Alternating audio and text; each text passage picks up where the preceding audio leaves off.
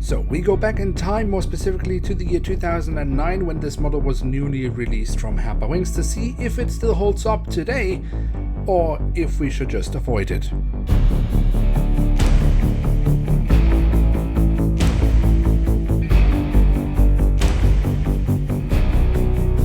And with that, hello and welcome to a new episode of Review, where we today will take a closer look at an Airbus A320-200 of Bulgaria Air.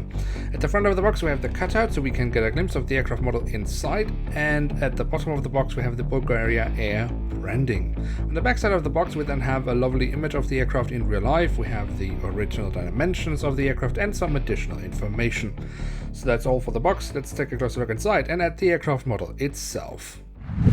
But before we get started with today's review, it is worth mentioning that this model comes with a little piece of cardboard with an apron position printed on. And here she is, the Airbus A320-200 in the, well, now old livery of Air Bulgaria, but when this model was released it was the current livery of the airline. What I can say straight away about this aircraft model is that it does have some things which I actually think hold up today, but there are also plenty of things that I think have been improved massively since then. When we look here at the tail section, we have the Bulgaria Air branding on the vertical stabilizer. On the fuselage we then have the full registration code, and we also have a little bit of detailing around the APU exhaust. So a little injection here from the editing room. Lima Zulu Foxtrot Bravo Alpha. This registration code has been in use since 2008. However, on an A319 of Bulgaria Air. And I could not find any A320 with this registration code. So what that is all about, I have no clue.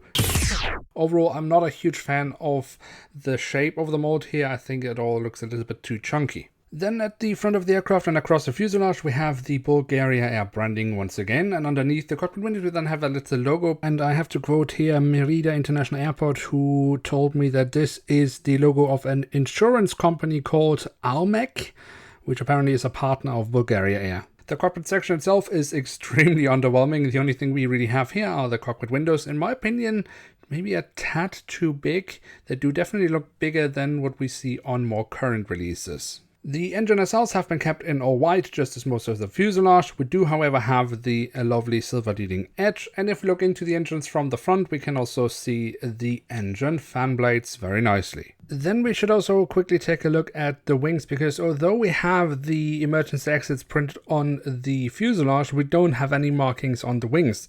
In fact, overall, I think the wings are extremely underwhelming. The flaps, slats and spoilers are barely noticeable, and it doesn't get much better on the underside. And sure, it's from 2009, but even for 2009 I think these wings are underwhelming.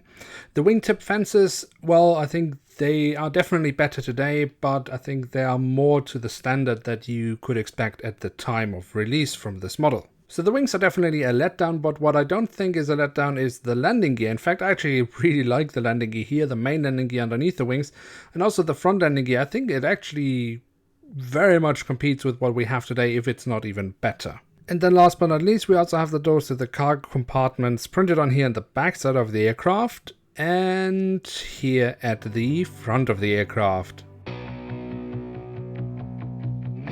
So there we have it, the Airbus A320-200 of Bulgaria Air. And what can we say about this aircraft model? Well, this is definitely a tough one, because even for 2009 this wouldn't have been a banger from Herpa Wings. But when you look at it from today's point of view, I would say I don't mind the shape of the nose. I think that looks okay. I think the landing gear looks great and the engine nacelles are fine. The rest has definitely been improved over time. So honestly, I think the only reason to get this model is because you like the airline and because we don't really have many other options in Scale 500. Sure, there are some Soviet-era aircraft, but there aren't really any other options when it comes to a modern day airliner from that airline. But as a side note, if you really are desperate for a Bulgaria Air model, then I would actually wait a little bit and not get this one, because Herpa has announced an ERJ 190 of the airline in the current livery. It has been delayed, but I'm fairly sure that it will come out sometime this year. Now with that, we have reached the end of today's episode. If you have enjoyed this video, then don't forget to leave a like, that would be very much appreciated. And of course, if you are new around here, why not hit subscribe, that would be absolutely